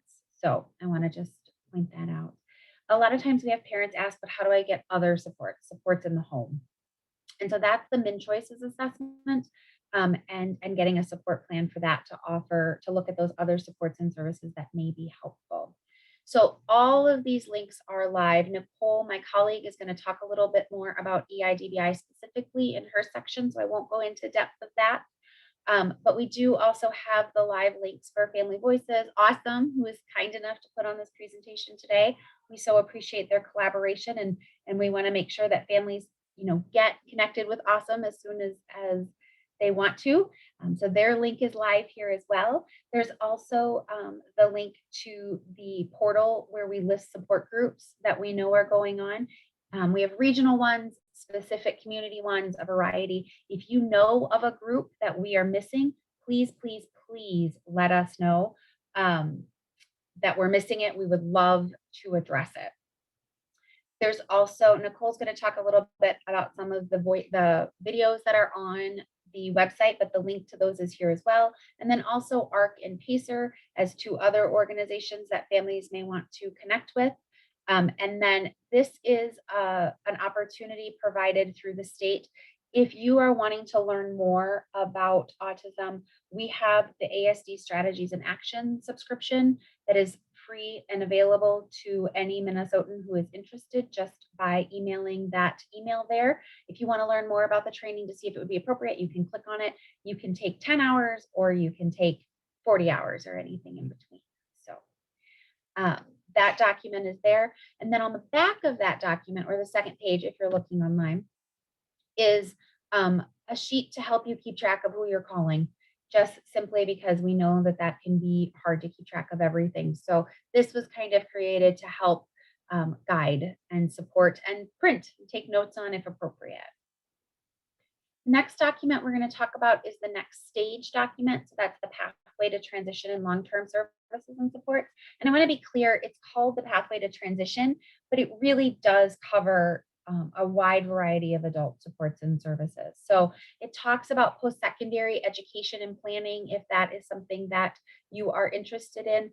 There's information about Section 504 to help better explain those different accommodations that may be available. And then also the post-secondary resource guide, which really talks about practical strategies, information about the different funding streams for college, self-advocacy, accommodations, just a lot of resources that may be helpful. We know that looking at post-secondary is overwhelming for everybody. And so we were hoping to put some information there that can help families identify those things. And I'm seeing some questions. I just want to make sure these links are going to go in the chat so you can get directly to these pages too. So, yeah, do you want to address maybe the TEFRA question since we are on that now? Can you read it to me? I'm sorry, I can't see both. I can just see things are popping. If I was told that MA TEFRA would change to just MA once the child turns 18 and proof of SSI application has been submitted to the case manager that is assigned to my child, is that correct? So MA TEFRA technically goes till age 19, but your child would transition to just MA with an application for SSI at that 18 mark because they have to be certified disabled. But your case manager will submit the information up to the state. So TEFRA is actually managed on the state level, not the county level. So I hope that answers that question. If you have more questions about that, or I didn't, or we're getting into very specific personal questions, I don't want to address those in such a large forum, you can email the ASD inbox and we'll connect. So then we also have information about vocational skills and employment, and I won't go into these since Elise did such a nice job, or not Elise, excuse me, Alyssa did such a nice job explaining these, but this document was developed working with VRS, so all of these links are live and you can click on them and learn more as well. Community supports and services, again, the resource portal has all kinds of information about these different opportunities here. And so we've included the links so that individuals can explore those. And again, that Min Choices assessment is so helpful for that component. Under independent living, we have the Centers for Independent Living that can help with a variety of different things. Disability Benefits 101, which we talked a little bit about the VRS component. and benefits, but there's also the website that can help with those if you're wondering about how different things could affect benefits. Housing Benefits 101, very similar. And then also information about supported decision-making and other alternatives to guardianship and other things as well. So I did want to just highlight the back of this document as well, because this part of the document was created in collaboration with MDE and VRS to highlight how these things can sometimes work together. So again, the links are there, the information is there, and we really would just encourage you to take a look. So we hear a lot about waivers, and although we don't have a ton of time today to go into a lot of detail, we did want to provide you with the links to the waiver supports and to the MnChoices assessment. That assessment is really, really the key to kind of getting moving with those other services and supports. And then waiver employment supports, again, we've included the link, but waiver employment supports include things like exploration, development, support, day training and rehabilitation, or DT&H, and can really be wraparound services to work with employment. If you're working with vocational rehabilitation and need these types of services, a team meeting can really help have those conversations. And then we also know that there are opportunities where behavioral health services may be needed or may be wanted. So we've included those resources as well. And then I'm going to turn over to Nicole. Yeah, I'm just going to read off the couple other questions. And I did also include your webinar that you did with Family Voices of Minnesota that covered all of the healthcare coverage options. So I put that in the chat. But there was a question on being able to apply for cost-effective reimbursement once my child is on regular MA, since MA still would be considered the secondary insurance. Yes, so CEI is an option. You'll need to report the primary insurance to the county, and then your county will send you your CEI documents. You'll complete the CEI documents, which will include things like a copy of your health insurance plan, copies of your pay stubs. Oh my goodness, I couldn't think of the word. Copies of your pay stubs, copy of the insurance card, those types of things. And then the county will work to determine whether or not the health insurance is cost effective, and they'll send you a letter to tell you whether or not it's cost effective, and if so, at what amount. And then there was a question, can I drop the primary insurance if my child will just be on MA? So that is kind of a loaded question because it sort of depends on the CEI piece. So if you want to send an email to the ASD inbox, we can get you connected to the right people to discuss that conversation. And just one more. So I started the MnChoices assessment to my child, and my child was approved for a CSG pending determination for waivers. As we get more assessment information to the county, question, when, why should an individual or caregiver apply for SSI? So when we talk about SSI and waivers, those two things are not the same. So waivers come out of the MnChoices assessment aren't about services and supports. SSI is information it's a federal program that looks at both disability and financial need. And so the Disability Hub would be a great resource to start that conversation to see if that makes sense for your family. And Nicole's going to share that information as part of her presentation. So I think that will be really helpful.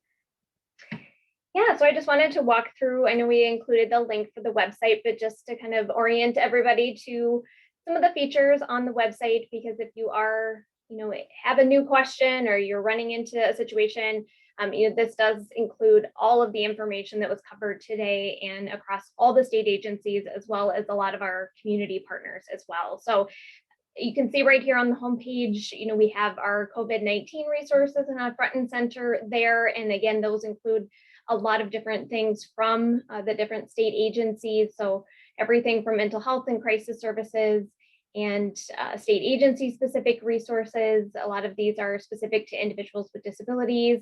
And then we go into a lot of our partners here, these general resources, educational resources, planning for emergency hospitalizations, those things like that, social stories, virtual calming rooms, just other other helpful resources that can be utilized during this time.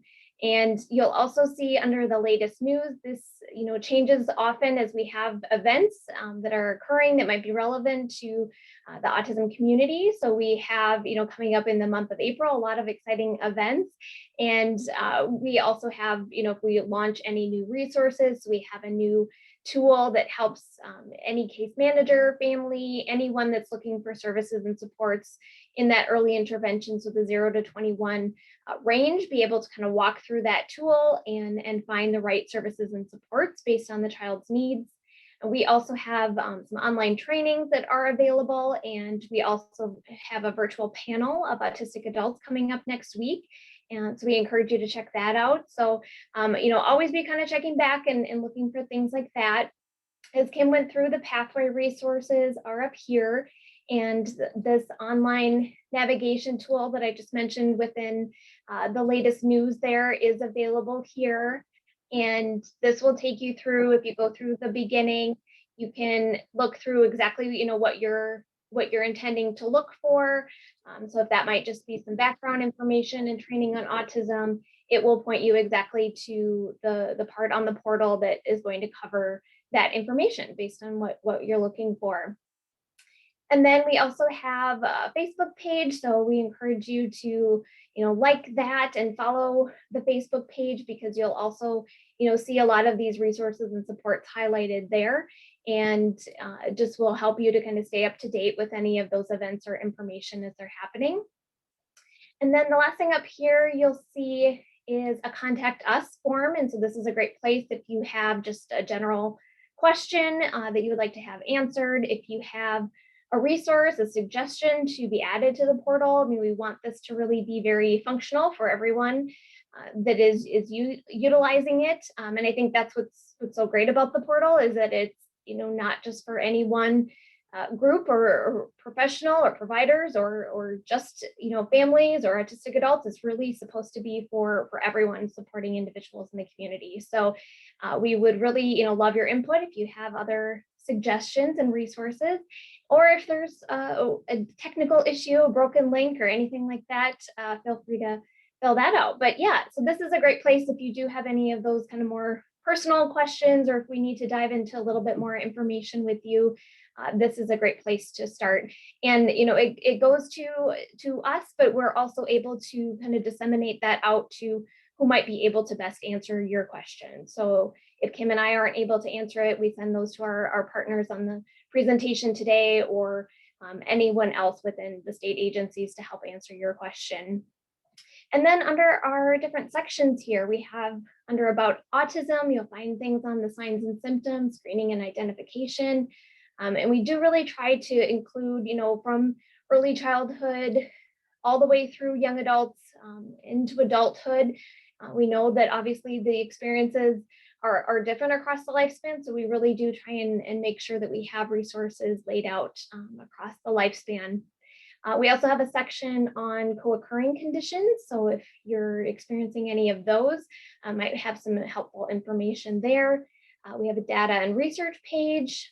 We have all of our trainings. So we just mentioned the ASD strategies and action training. So you can find that one here, and a number of others. So you'll see a lot of things from culturally specific trainings, positive behavior support trainings, person-centered trainings, a lot of different things there. We also have a number of videos available that are all linked on the website.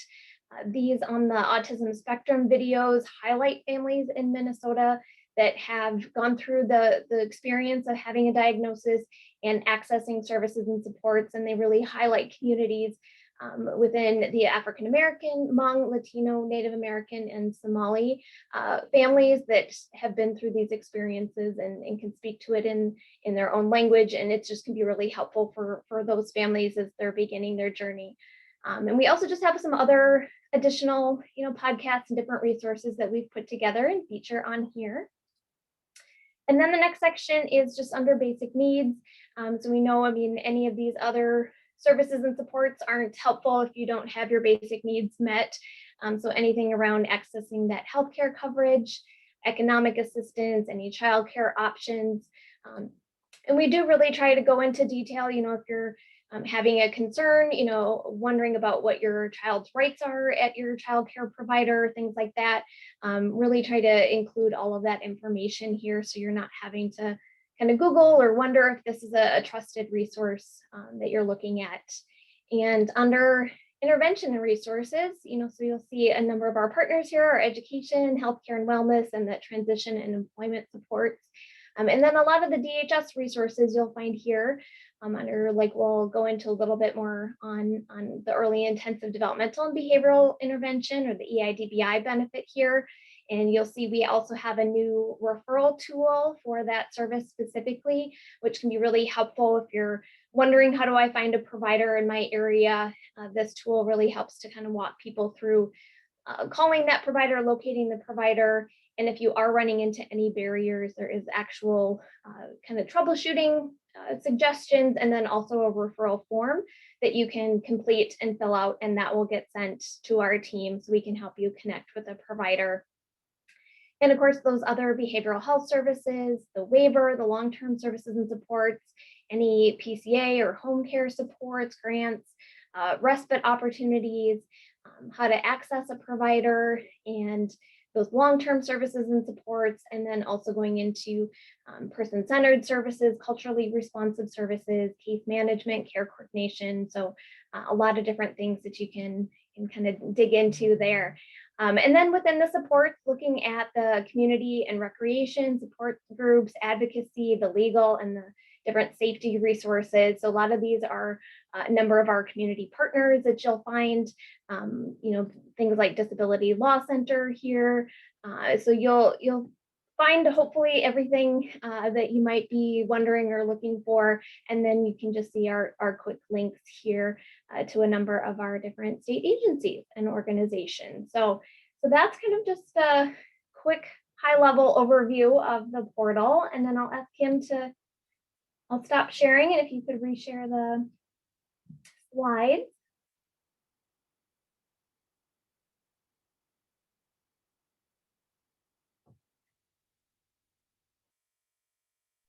Yep, it is just not wanting to open. So just give me a quick second. It's wanting to do that view that's hard to see. So give me just a minute. There we go.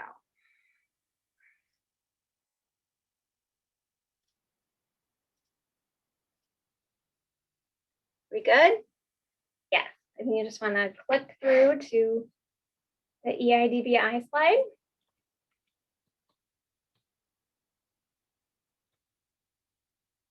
Yeah, so the purpose of EIDBI, as I said, the early intensive developmental and behavioral intervention benefit, that's kind of what Kim and I specifically work on. The purpose of that is to help the child's work on functional communication and those social interaction skills, work on any behaviors that might be interfering with their ability to learn or function within their home successfully with the family. So just working on some of those skills. We have a big emphasis on teaching self-care, keeping the individual safe, so really working on any of those skills that the family feel would be helping improve their quality of life, their child's quality of life, and just increasing their independence and their participation in their home and community. So we do really strive to make sure that any of the treatment that's being provided is very person-centered, family-centered. They're all around evidence-based behavioral and developmental treatment approaches, and can be provided in conjunction or coordination with educational services or speech or OT, or any of those other healthcare services, or any social emotional supports as well. So next slide. So the eligibility is birth up to age 21 for EIDBI. Now that is often going to vary by the provider. They may have certain age groups that they do serve, but the benefit as a whole does serve up to age 21. And the diagnosis would be autism or related conditions. And then anyone on Minnesota Care, any form of medical assistance, so Mdh, those prepaid health plans, or the private insurance would qualify. And for EIDBI services, Elise talked about it a little bit, but having that comprehensive evaluation, and that's just a part of that medical diagnosis if the child has not already had that official medical diagnosis, they can complete that through that comprehensive evaluation process. Or if the child has already had one, each year the provider doesn't have to kind of go through those additional assessments. They're able to just combine those well-child checkups from other providers, educational assessments into that evaluation, determine medical necessity, and continue services within EIDBI. And services are typically provided in that one-to-one setting. However, we also have small groups. So working on some of those social skills, getting the child ready to transition into the school environment. And of course, right now, and we've been utilizing a lot of telehealth services, but that's also an option as well for families that may not have a center or provider close by, or don't have someone coming out into the home.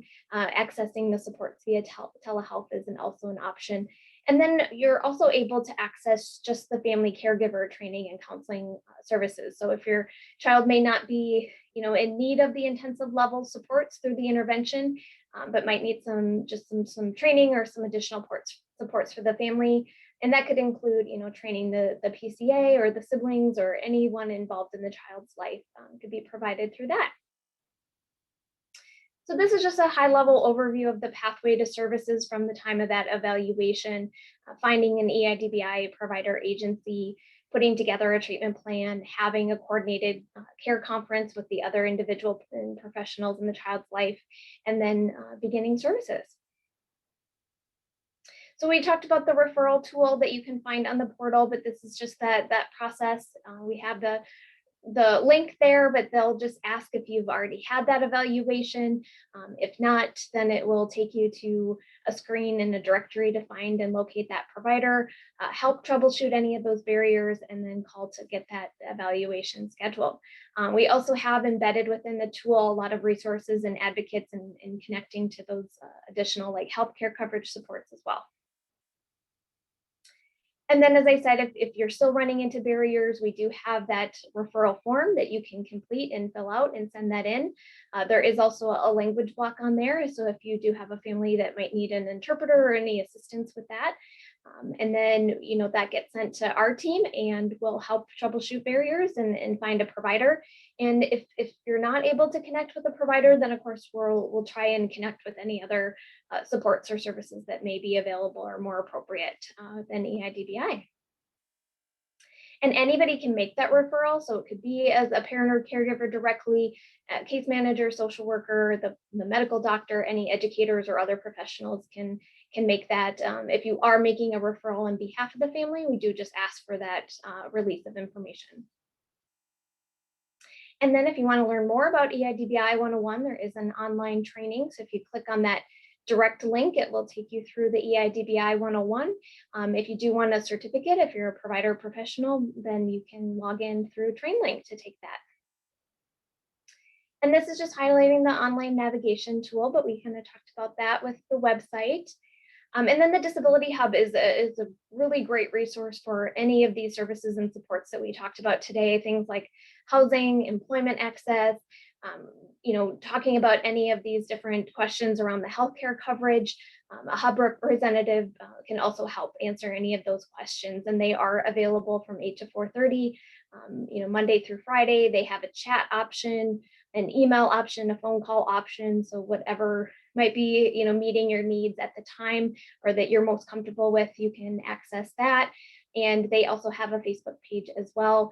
They've been doing some Facebook Live events where they're going through some different questions, especially around like Waiver Reimagine and things like that. So that would be, another helpful tool to be following.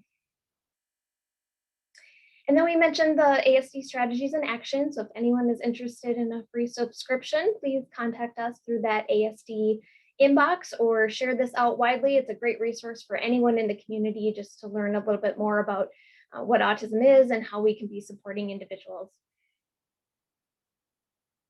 And I mentioned those videos. We highlighted those, so you'll have that link. And then we just have our contact information. So that ASD inbox is kind of a good, just general, if you're not sure who to contact, start there. And then we do have Kim and I's direct contact information and the information on the portal. So that I think is all. I don't see any other questions? Thank you, Nicole and Kim. We'll give it a minute here if there are any final questions before we wrap up the session.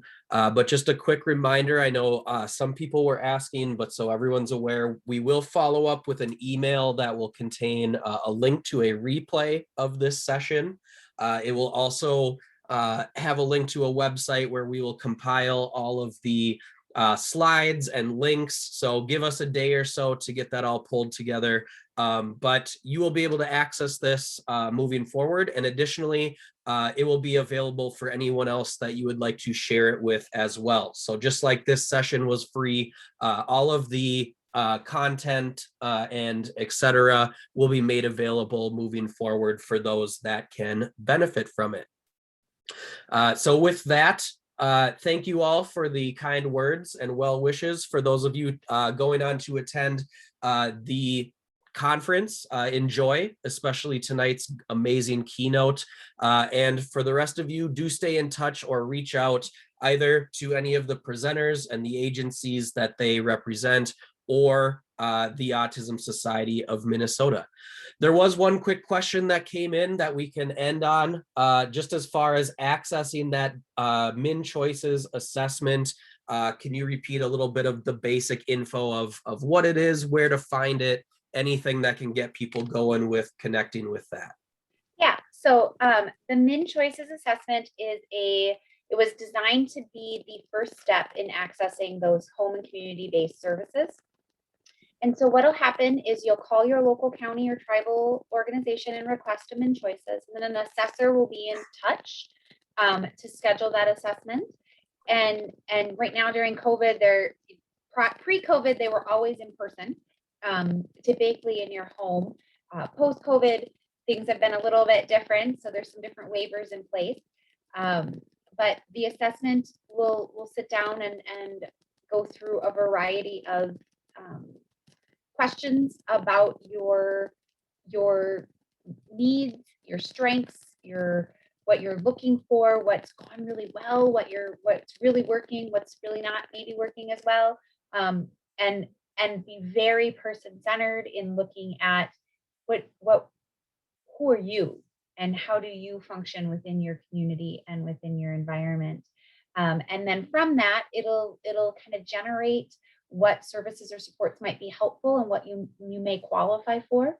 And then someone will sit down and talk to you about those options and develop a plan to kind of implement those pieces, sort of depending on what it says. So it can be sort of an overwhelming experience, but many people do find it to be worthwhile in the end, but it can feel a little overwhelming in the beginning. Hope that answers the question. And the links that are embedded on the portal and also within the presentation themselves can be very helpful to click through and learn more. Oh, Yeah, I was just gonna share quick the section under, sorry, I didn't know that you couldn't see me clicking on the website. That would have been helpful to know. But yes, so under the intervention and services, the services you can see here, how to make decisions about the long-term services and supports has a lot of information about the Min Choices and what to expect during the assessment and all of those things. And those are translated as well. So. All right, well, thanks again to all of our presenters, and thank you for attending, and take care until next time. Bye.